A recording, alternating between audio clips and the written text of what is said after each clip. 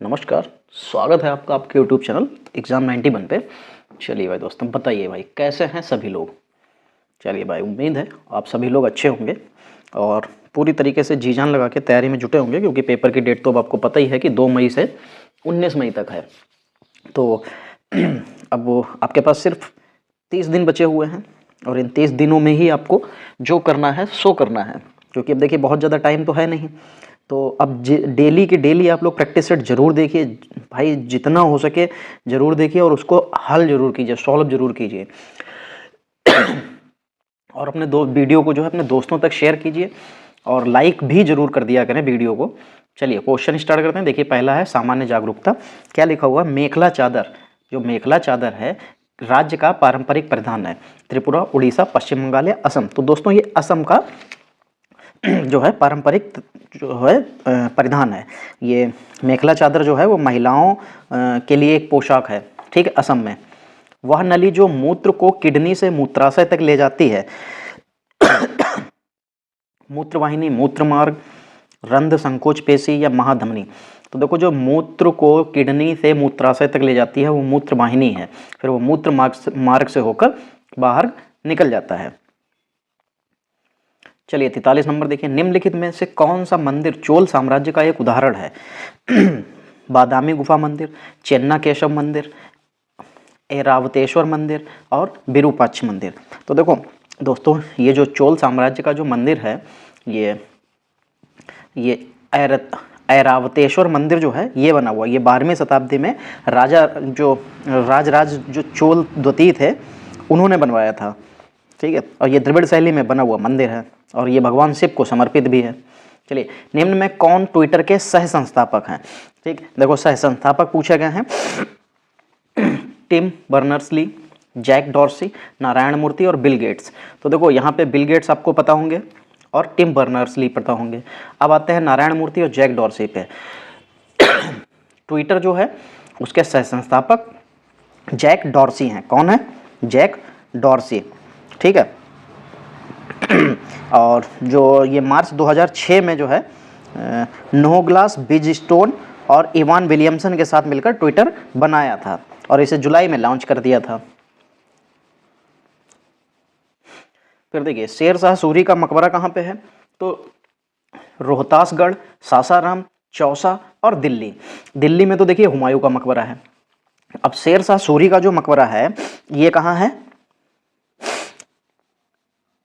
रोहतास, जो रोहतासगढ़ जो जिला है, ये रोहतास जिला है, ठीक है, वहाँ सासाराम पड़ता है। एक सासाराम में इनका जो है ये शेरशाह सूरी का मकबरा है। शेरशाह सूरी ने जो है ग्रैंड ट्रंक रोड बनवाया था, ठीक है। और ये जो इसका मकबरा है, जो सासाराम का मकबरा, मतलब सासाराम में जो शेरशाह सूरी का मकबरा है, इसे भारत का दूसरा ताजमहल भी माना जाता है। ये इतना भव्य और इतना अच्छा बना हुआ है, इसी वजह से इसे दूसरे ताजमहल का दर्जा दिया गया है। चलिए, भारत में निम्नलिखित में कौन सी क्रेडिट रेटिंग एजेंसी है? अच्छा भाई, चलिए क्रिसिल, इकरा, आरबीआई या केयर। तो दोस्तों देखो, जो भारत में क्रेडिट रेटिंग एजेंसी जो नहीं है, तो अच्छा नहीं पूछा है, हाँ, तो क्रेडिट रेटिंग एजेंसी जो नहीं है भाई, मैं सोचूं यार क्रिसिल और इसरा और केयर, ये तो तीनों के तीनों आपकी क्रेडिट रेटिंग एजेंसी है। तो ये आरबीआई, आरबीआई क्या है? बैंकों का बैंक है। चलिए, निम्नलिखित में कौन सा सही है? ध्यान रखिएगा, ये चीज़ जरूर ध्यान से पढ़िए, कौन सा सही है। कोर्ट मार्शल के माध्यम से दिया गया दंड या दंडादेश के संबंध में राज्यपाल के पास क्षमादान देने की शक्ति नहीं है। अच्छा, कोर्ट मार्शल के माध्यम से दिया गया दंड या दंडादेश के संबंध में राष्ट्रपति के पास क्षमादान की शक्ति नहीं है। अच्छा, राज्यपाल के पास मृत्युदंड के मामले में क्षमादान की शक्ति होती है? ये तो नहीं होती है, राष्ट्रपति के पास होती है। राज्यपाल के पास मृत्युदंड को निलंबन करने, हटाने को रोकने की नहीं, राष्ट्रपति के पास होती है। अब आते हैं कोर्ट मार्शल। कोर्ट मार्शल का जो है, जो संबंध में राष्ट्रपति के पास क्षमादान की शक्ति नहीं है, ऐसा नहीं, राष्ट्रपति के पास क्षमादान की शक्ति होती है, राज्यपाल के पास नहीं होती है। ये बिल्कुल सही लिखा हुआ पहला वाला, बाकी सारे के सारे गलत लिखे हुए हैं। भारतीय संविधान की प्रारूप समिति के अध्यक्ष कौन थे? राजेंद्र प्रसाद, सरदार वल्लभ भाई पटेल, जवाहरलाल नेहरू और डॉक्टर भीमराव अंबेडकर। तो प्रारूप समिति के अध्यक्ष पूछा गया तो डॉक्टर भीमराव अंबेडकर थे। ठीक है, जो 29 अगस्त 1947 को संविधान सभा ने जो है भारत के लिए जो है संविधान निर्मित हुए डॉक्टर भीमराव अंबेडकर को अध्यक्षता के रूप में प्रारूप समिति का गठन किया था। और प्रारूप समिति में और भी अन्य सदस्य थे जिनके नाम क्या थे, एन गोपाल स्वामी अयंगर, अल्लादी कृष्ण स्वामी अय्यर, डॉक्टर के एम मुंशी और एस एम सहदुल्ला, एन माधवराव। बाद में ये जब एक्सपायर हो गए थे तो उनकी जगह पे बी एल मित्तर आए थे, और टी टी कृष्णामचारी जब ये एक्सपायर हो गए थे तो टी पी खेतान आए थे इनकी जगह पे। दो लोग एक्सपायर हुए थे, उनके बाद में दो लोग नए लोग जोड़े गए थे। ये पूछे जाते हैं नए लोग कौन आए थे, बी एल मित्तर और डी पी खेतान आए थे।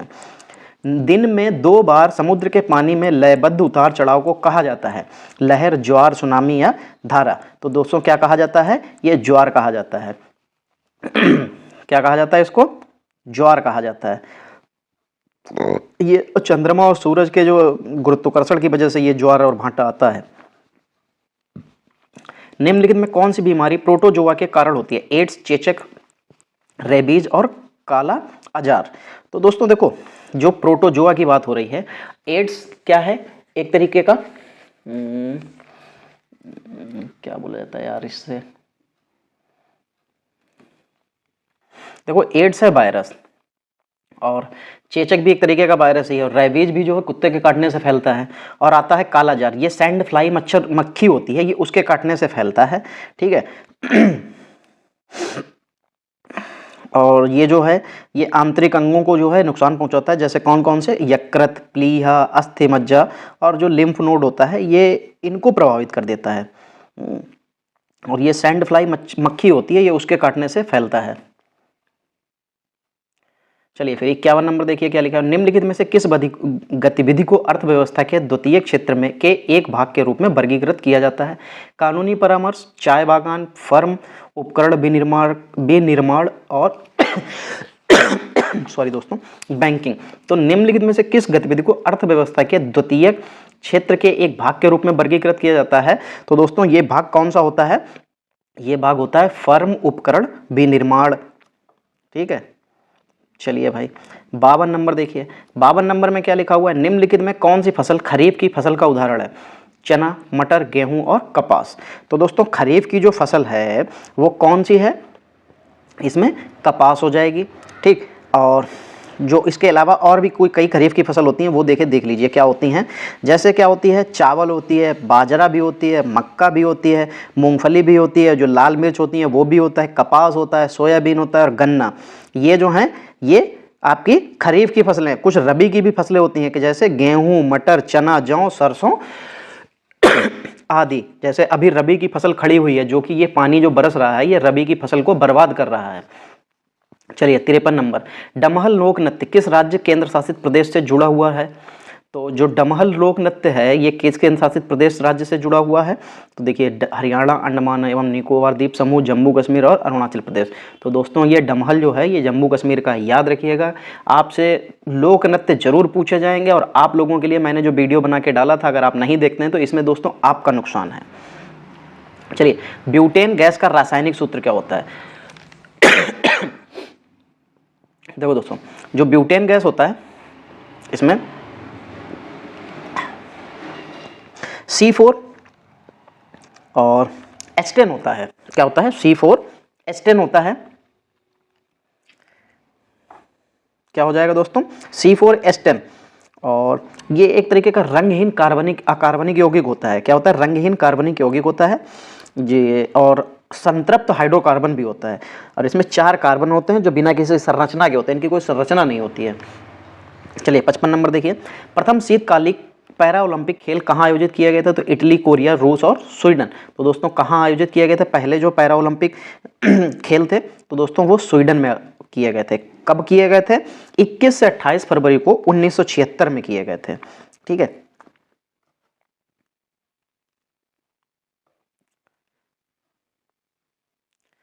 किस महिला अंतरिक्ष यात्री ने एक महिला द्वारा सर्वाधिक समय तक अंतरिक्ष यान में रहने का रिकॉर्ड बनाया था। तो सुनीता विलियम, जेसिका मीर, पेग्वी हिटसन और क्रिस्टीना कोच। तो दोस्तों इसमें से जो सबसे ज़्यादा टाइम रही थी वो क्रिस्टीना कोच रही थी, ठीक है, जो 28 दिसंबर 2019 को अंतरिक्ष में 288 दिनों के लिए ये जो है अंतरिक्ष यात्री बनके अंतरिक्ष यान में रही थी। ठीक है, कितने दिन? 288 दिन। खैर दिन पूछे नहीं जाते हैं, लेकिन फिर भी आपको पता होना चाहिए।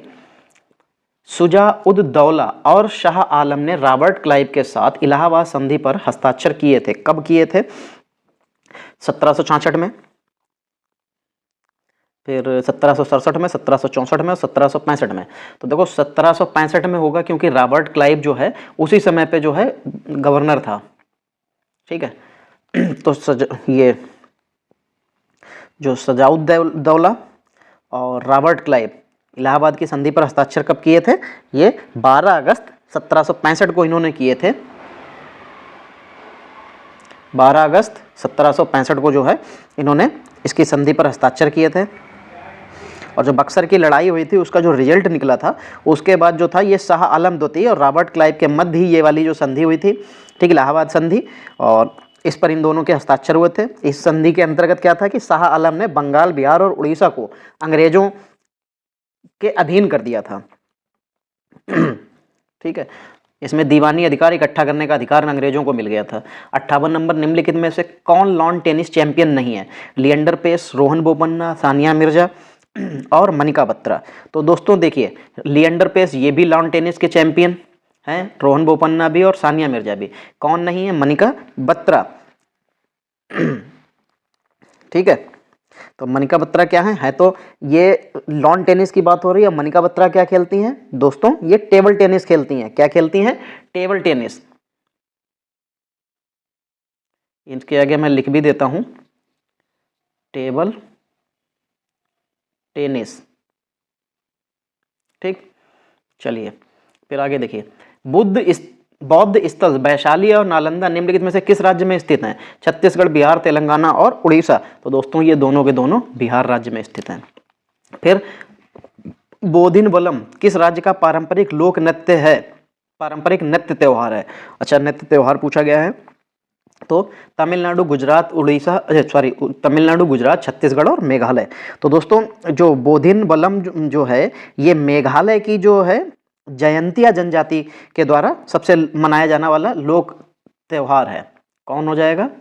ये मेघालय। चलिए फिर लिखा हुआ है सीरस और क्यूमुलस के प्रकार हैं किसके? पहाड़, बादल, लहरें या मिट्टी।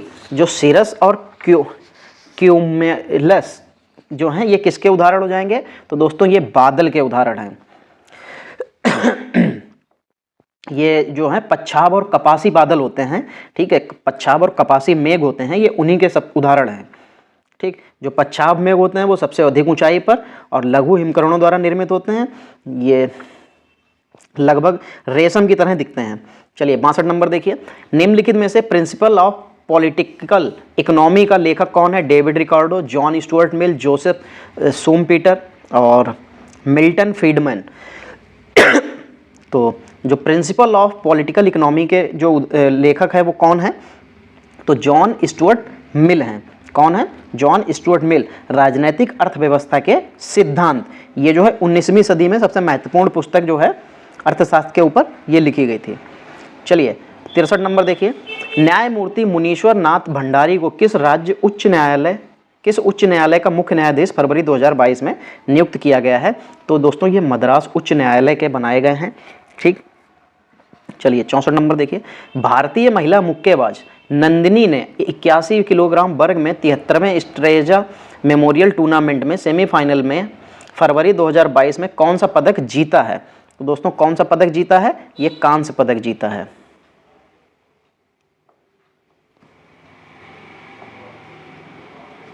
फिर लिखा हुआ निम्नलिखित में से किस व्यक्ति को सुभाष चंद्र बोस आपदा प्रबंधन पुरस्कार 2022 से सम्मानित किया गया? तो विनोद शर्मा, यशपाल सिंह, प्रफुल्ल समांतरा और राजेंद्र कुमार भंडारी। तो दोस्तों ये विनोद शर्मा को जो है घोषित किया गया है। इसमें जो 5 लाख रुपए और प्रमाण पत्र दिया जाता है। चलिए आगे बढ़ते हैं, इंग्लिश को देखते हैं। लिखा हुआ select the most appropriate antonym of the given word. Antonym यानी कि विलोम बताना है। अब विलोम के लिए चलिए देखते हैं। क्या लिखा हुआ है दोस्तों? पहले लिखा हुआ है कंक्लूसिव। क्या लिखा हुआ है? कंक्लूसिव। इसका मतलब होता है, कंक्लूजन से निकाला जाता है ये वर्ड, तो क्या हो जाता है? निर्णायक, निर्णयात्मक। ठीक। एम्बिगुअस, इसका मतलब होता है अस्पष्ट, जो स्पष्ट ना हो, जिसके बारे में पता ना हो। ठीक है, अस्पष्ट। फिर धुंधला, जिसको भी कह सकते हैं एक तरीके से। क्लियर, क्लियर मतलब क्या होता है? साफ, स्पष्ट।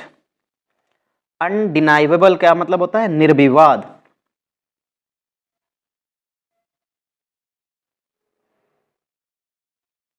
फिर डेसिसिव, डेसिसिव, डेसिसिव का मतलब क्या होता है?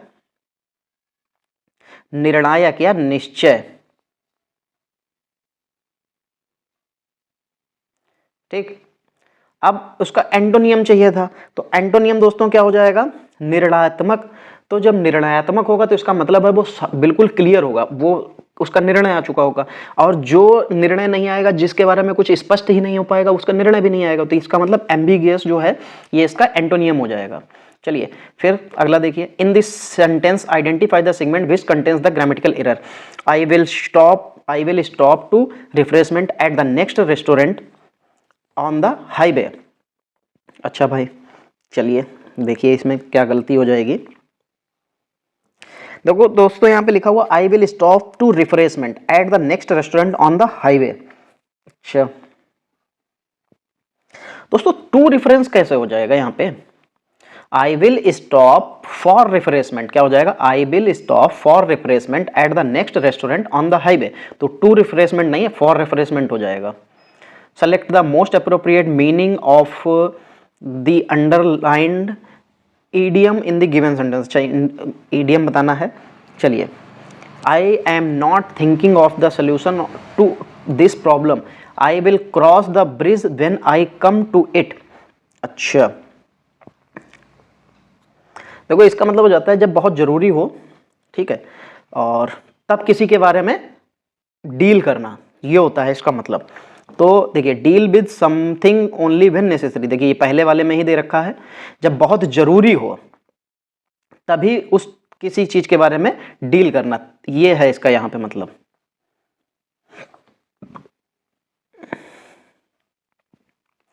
Select the word which means the same as the group of given word given. One who can use both hands efficiently, जो दोनों हाथ सही, दोनों हाथ एक साथ में यूज कर सकता है, तो उसको क्या बोलते हैं? उसको एम्बीडेक्चर बोलते हैं। क्या बोलते हैं? एम्बीडेक्चर। सीधा सीधा है, बहुत बार एसएससी का फेवरेट है, बहुत बार पूछा जा चुका है, तो सीधे आप उस पर टिक कर लीजिए। Select the word which is the mean same as the group of word given. A person who is neither well experienced और नॉर प्रोफेशनल। ठीक, देखो अगर वो प्रोफेशनल है, ठीक है, या एक्सपीरियंस बहुत ज़्यादा है, तब उसके लिए वेटरन भी यूज कर सकते हैं, प्रोफिशिएंट भी यूज कर सकते हैं और एक्सपर्ट भी यूज कर सकते हैं। बचा ये अमेच्योर। अमेच्योर का मतलब होता है शौकीन। ये जो शौकीन के लिए काम करता है, अपनी शौक के लिए काम करता है, ना कि इसको कोई एक्सपीरियंस है, ना प्रोफेशनल है। ये प्रोफेशनल भी नहीं है, ना ही कोई एक्सपीरियंस है, बस ये अपनी शौक के लिए काम करता है। तो यहाँ पे इसका जो वन वर्ड हो जाएगा, क्या बन जाएगा? अमेच्योर बन जाएगा। Select the most appropriate antonym of the आइदरली। चलिए, आइदरली में देखिए क्या हो जाएगा। नहीं, आइदरली पढ़ रहा हूं। अर्थेली लिखा हुआ है। अर्थेली का मतलब होता है क्या दोस्तों? मतलब होता है इसका मतलब, एक सेकंड रुकिए, देखो ये अर्थली लिखा हुआ है। अर्थली का मतलब होता है संभव। क्या दोस्त मतलब होता है? संभव। और कैलेस्टाइल लिखा हुआ है, इसका मतलब होता है कि जैसे क्या कहें, आकाश या कह सकते हैं स्वर्ग से संबंधित। क्या होता है? आकाश या स्वर्ग से संबंधित होता है। और पेरिफेरल का मतलब क्या होता है? कम महत्वपूर्ण होता है। और टेम्पोरल का मतलब क्या होता है? लौकिक। ठीक। और ये टेम्परामेंटल, टेम्परामेंटल का मतलब होता है अस्थिर चित्त। इसका मतलब है जो अपने आचरण या सोच को प्रायः एकाएक बदल देने वाला, ये मतलब होता है। तो यहाँ पे एंटोनियम चाहिए था। अब देखो ये अर्थ यानी कि पृथ्वी से बना हुआ है, तो ये इसका मतलब है कि ये पृथ्वी वाला होगा। और कैलेस्टाइल का मतलब क्या होता है? इसका मतलब होता है आकाश या स्वर्ग से संबंधित। तो अगर ये पृथ्वी से संबंधित है तो इसका उल्टा क्या हो जाएगा? आकाश से संबंधित हो जाएगा। तो 71 में आंसर क्या आ जाएगा, पहला वाला सही हो जाएगा। चलिए, lot of peoples visit the restaurant as it's biryani. दोस्तों पहली बात तो कभी भी प्यूपिल जो होता है खुद बहुत से लोगों के लिए होता है, इसमें प्यूपिल्स कभी भी नहीं होता है, ठीक है। हमेशा प्यूपिल प्लूरल फॉर्म के लिए प्यूपिल यूज किया जाता है, ना कि प्यूपिल्स यूज किया जाता है, ठीक। और फिर लॉट ऑफ नहीं होता है, और लॉट ऑफ होता है, अ लॉट ऑफ प्यूपिल, प्यूपिल प्यूपिल्स नहीं। तो सेकंड वाला ऑप्शन बिल्कुल सही हो जाएगा।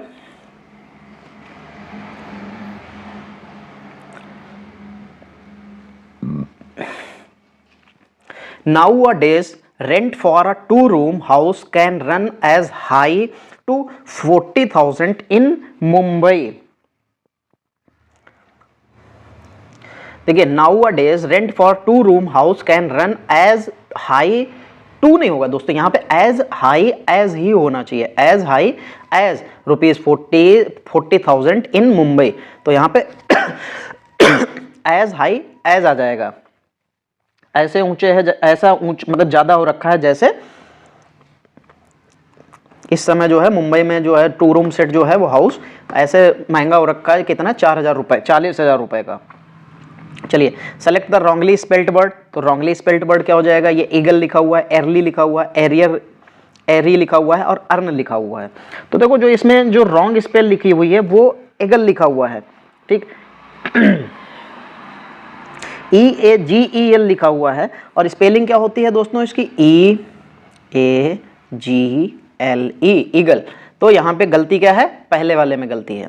चलिए, सेलेक्ट द रॉन्गली स्पेल्ड, फिर आ गया है रॉन्गली स्पेल्ड। चलिए भाई दोस्तों देखिए, रॉन्गली स्पेल्ड कैलिब्रेंट लिखा हुआ है, सेलिब्रेशन लिखा हुआ है, कैलिब्रेट और सेलिब्रिटी लिखा हुआ है, और सेलिब्रेट लिखा हुआ है, सेलिब्रेंट लिखा हुआ है, और फिर सेलिब्रेशन। अच्छा, सब सेलिब्रेशन से ही मिलके बने हुए हैं। तो देखिए CELE। अब देखिए, अब हर जगह पे आप देखिए तो यहाँ पे सेलिब्रेट भी देखिए, तो इसमें भी देखिए सेलिब्रेट, सेलिब्रेट, तो CELEBRA होता है, ना कि BERA होता है। तो स्पेलिंग क्या होती है दोस्तों सेलिब्रेशन की, CELEBRATION। तो यहाँ पे ये गलती है इसमें, ठीक है। चलिए, 76, select the alternative that will improve the underline part of sentence in case there is no improvement required, select no improvement. चलिए भाई, Harry and मेघन have decided to work and become financially independent. Harry and मेघन have decided to work and become financially independent. अच्छा भाई, तो देखिए Harry and मेघन, Harry और Mohan have भी सही लिखा, और डिसाइडेड उन्होंने डिसाइड किया, टू वर्क काम करने का, एंड बिकम और बनना फाइनेंशियल इंडिपेंडेंट। दोस्तों कोई गलती नहीं है इसमें, बिल्कुल सब कुछ सही लिखा हुआ। अगर यहाँ पे जैसे गलती ये हो सकती थी, हैव की जगह पे हैज कर सकते थे, फिर डिसाइडेड की जगह पे डिसाइड कर सकते थे, तो ये गलती हो सकती थी, बाकी तो सब कुछ सही लिखा हुआ है। चलिए, फिर 77 नंबर देखिए, 77 नंबर में क्या हो जाएगा, लिखा हुआ है अल्यूरिंग। अल्यूरिंग का मतलब क्या होता है, मनोहर होता है, जो मन को हरने वाला होता है, जो यानी कि अच्छा लगता है, ठीक, दिल और दिमाग को अच्छा लगता है, उसको मनोहर कहते हैं। फिर पहला जो लिखा हुआ है डेसीटफुल लिखा हुआ है, डेसीटफुल लिखा हुआ है, इसका मतलब होता है छल से या धोखेबाजी से, ठीक। फिर डिस्ट्रैक्टिंग, डिस्ट्रैक्टिंग का मतलब क्या होता है, पागल बनाना या ध्यान भंग करना, ठीक। अगर आपसे कहा जाता है ना कि डिस्ट्रैक्ट मत हो, तो इसका मतलब होता है कि आप ध्यान भंग मत कीजिए, ये कहा जाता है आपसे, ठीक। फिर चीटिंग, चीटिंग तो मतलब आपको पता ही है कि धोखा होता है या ठगी होता है। फिर अट्रैक्टिव, अट्रैक्टिव का मतलब क्या होता है, आकर्षक होता है, या ये भी कह सकते हैं कि वो मनोहर भी होता है। तो हमको सिनोनियम ही चाहिए था, तो अल्यूरिंग का सिनोनियम क्या हो जाएगा, अट्रैक्टिव हो जाएगा। फिर select the most appropriate सिनोनियम of the given word. फिर देखिए सिनोनियम आ गया है। देखिए 78 मिनिच्योर लिखा हुआ है, इसका मतलब होता है लघु, ठीक है, या छोटा। फिर डिमिनुएटिव लिखा हुआ है, इसका मतलब होता है, इसका भी मतलब एक तरीके से छोटा ही होता है। फिर मैमोथ लिखा हुआ है, मैमोथ का मतलब बहुत बड़ा होता है, विशालकाय होता है। कोलाजल, कोलोजोल का मतलब भी बहुत बड़ा विशाल होता है। फिर गिग्नेटिक, गिग्नेटिक का भी मतलब विशाल ही होता है, भीम का है जिसको कहते हैं। ठीक है, अब उसने सिनोनियम पूछा था तो लघु और छोटा का डिमिनिटिव जो लिखा हुआ है ये छोटा, यही हो जाएगा। फिर देखिए 79, in the given sentence identify the segment which contains a grammatical error, the country has to struggled with the problem of child labour, the country has to struggle. चलिए क्या हो जाएगा, the country has to struggled with the problem of child labour, जो देश है वो संघर्ष कर रहा है और उसकी प्रॉब्लम क्या है, चाइल्ड मतलब जो बच्चों, चाइल्ड लेबर, ये इसकी प्रॉब्लम है। ठीक है, तो इसमें जो देखिए बनता क्या है, ये बनता है पहले सब्जेक्ट आता है, हैज आता है, फिर उसके बाद में वर्ब की थर्ड फॉर्म आती है, बाकी फिर उसके बाद में जो बचा हुआ होता है वो आता है। ठीक है, तो यहाँ पे जो है इसने ग्रामेटिकल एरर पूछा है। अच्छा, तो देखो दोस्तों यहाँ पे जो है ग्रामेटिकल एरर जो हो जाएगा वो किस में हो जाएगा, टू स्ट्रगल विद में हो जाएगा।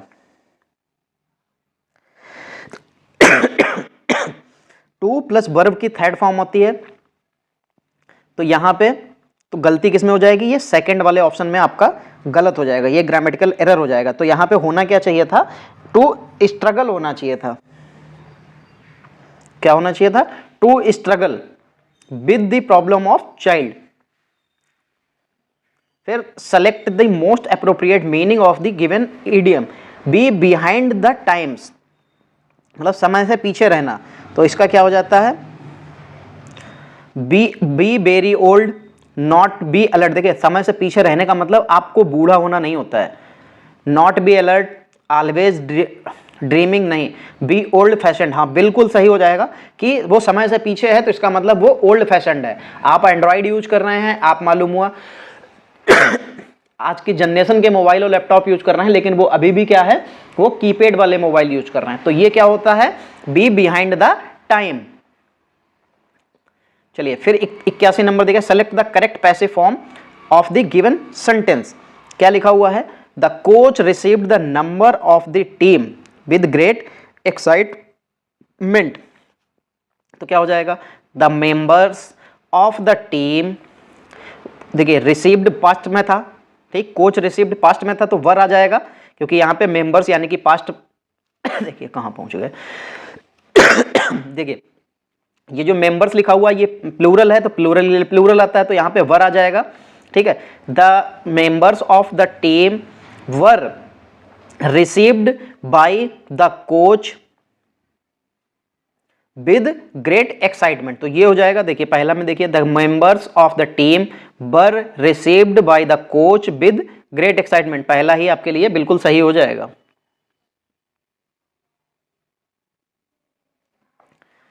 चलिए फिर 82 नंबर देखिए, लिखा select the most appropriate word to fill in the blank. अच्छा क्या लिखा हुआ है, once again higher food inflation in combination with fuel and power provided to the wholesale inflation, inspiration, insight, impetus और इम्प्रेशन, ये लिखा हुआ है दोस्तों। यहाँ पे इम्पेटस जो लिखा हुआ है ये सही हो जाएगा। ठीक है, इसका मतलब होता है something that make a process और एक्टिविटी हैपन एक्टिविटी हैपन और हैपन क्विकली, ये कह सकते हैं बहुत तेजी से होना।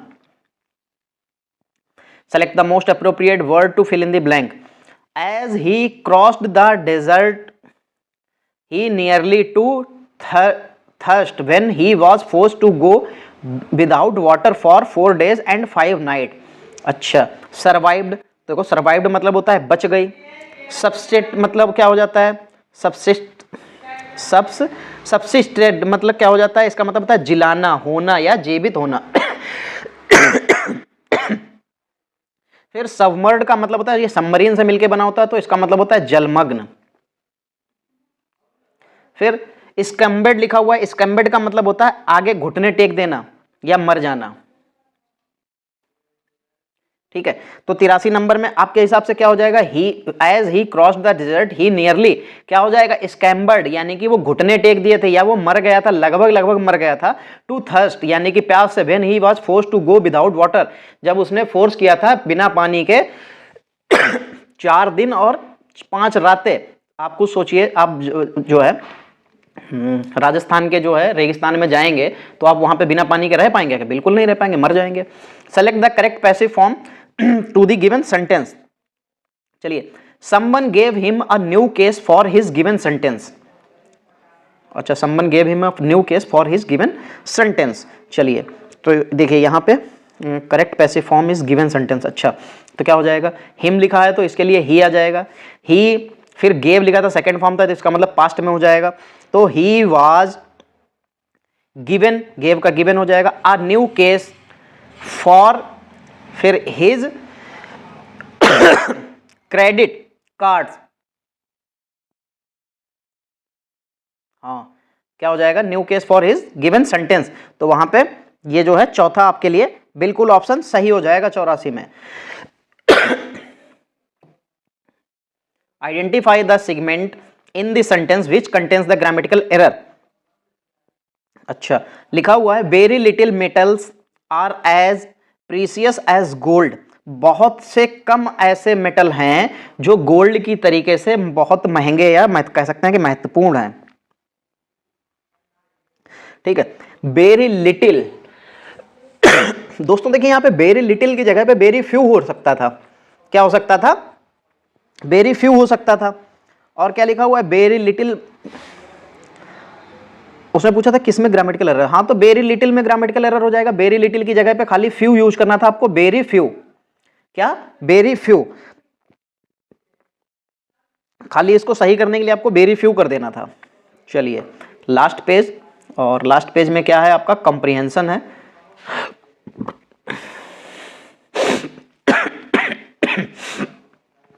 क्या लिखा हुआ है, at the age of 94 Harbhajan makes barfi only on order and pupil order and pupil came to collect the freshly made barfi at her कहां पे हो जाएगा, आगे देखते हैं। The most remarkable things is the manage everything her own from roasting the gram flour to cutting the, फिर shaped barfi she believes that it is better to wear out than to rust out due to her hard work she received the best when she was named entrepreneur of the year. This 90-year-old woman that it's never too late to do startup. अच्छा, ये भी recently की ही कहानी है, जो ये हरभजन थी इनके बारे में बताया गया है। तो देखिए, at the age of 94 Harbhajan makes barfi only on order, या तो वो ऑर्डर पे बनाते थे, and people come to collect the freshly made barfi at her resident, क्योंकि उन्होंने क्या किया था, बाद में स्टार्टअप चालू किया था तो उनके घर से लेते थे। तो पहला ऑप्शन में, मतलब पहले क्वेश्चन में पहला ही सही हो जाएगा। फिर देखिए, फिर क्या था उसके बाद में, the most remarkable things is she manage everything,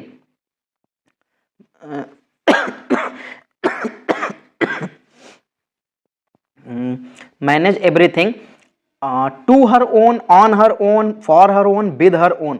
तो दोस्तों यहां पे on her own from roasting the gram flour of cutting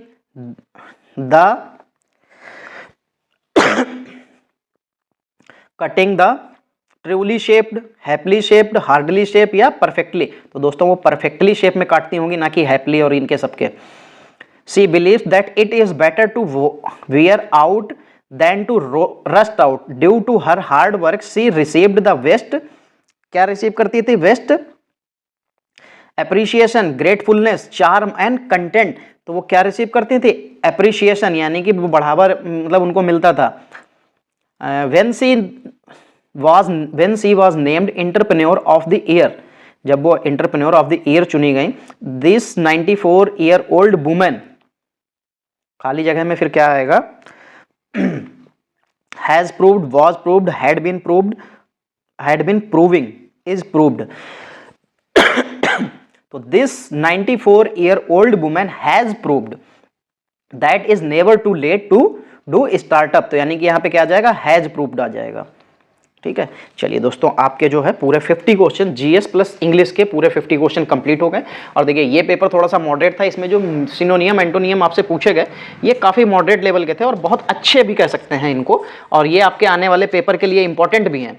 तो आप इनको बिल्कुल भी लाइटली मत लीजिएगा। इनको देखिए, मैं जो क्वेश्चन पूछता हूँ आप उनके रिप्लाई नहीं करते हैं। मैंने देखिए कल वाले सेट पेपर में भी मैंने आपसे कमेंट उसकी कॉम्पिटिशन की स्पेलिंग पूछी थी, किसी ने उसका रिप्लाई नहीं दिया। कोई दिक्कत नहीं है, आप रिप्लाई ना दीजिए, मेरा काम है पूछना, मेरा काम है पढ़ाना, मेरा काम है बताना। अगर आप रिप्लाई नहीं करते हैं तो दोस्तों उसमें आपका नुकसान है, ना कि मेरा कोई नुकसान है। आपको स्पेलिंग पता है, आपको हो सकता है गलत पता हो, या हो सकता है आप कुछ कंफ्यूज हो, तो जब तक आप रिप्लाई नहीं करेंगे किसी को नहीं पता चलेगा कि आप जो है उसमें सही बता रहे हैं या नहीं सही बता रहे हैं। चलिए दोस्तों, आज की क्लास यहीं पे समाप्त करते हैं। अगर आपको जो है ये सेशन अच्छा लगा है तो आप वीडियो को लाइक कीजिए, वीडियो को शेयर कीजिए, और अगर आप चैनल पे नए आए हैं तो चैनल को सब्सक्राइब कीजिए और बेल आइकन को ऑल पे क्लिक कर लीजिए, जिससे आपको सारी नोटिफिकेशंस मिलती रहे। चलिए दोस्तों, भाई मिलते हैं अगली क्लास में, तब तक के लिए जय हिंद दोस्तों।